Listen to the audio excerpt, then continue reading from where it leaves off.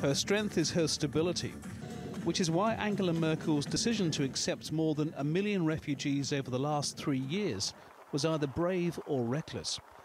That storm has passed and is unlikely to return.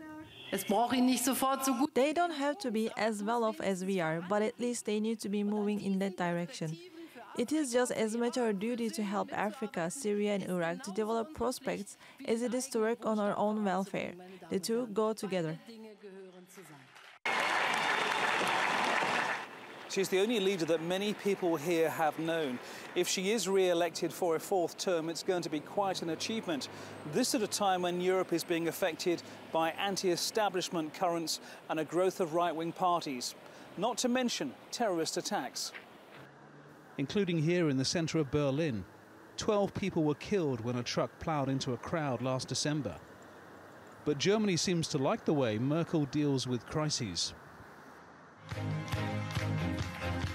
Her Christian Democratic Party and its rivals, the Social Democrats, led by Martin Schulz, appear to have moved to the right on some issues. Schulz himself is now critical of the EU, this after 2 decades in the European Parliament, primarily on the issue of finance and refugees. You're getting billions for infrastructure, economic development and agriculture, but you're not taking in a single refugee. We have to agree on a joint refugee distribution plan and on a joint finance policy. But it's Germany's smaller parties that could determine the outcome of this election, including those with extreme views. As a political doctrine, Islam is incompatible with a liberal democratic system, and so it does not belong in Germany. When they are in, we will all see. But Mr. Gauland is a person who wants to get rid of some people in some areas, and he no longer represents a democratic spectrum.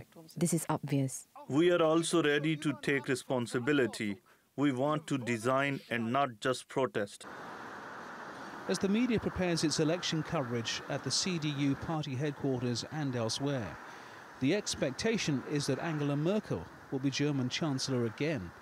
But the devil is in the detail, which means the makeup of a probable coalition government at the Bundestag is what's likely to be making the news next week. Francis Collings, TRT World, Berlin.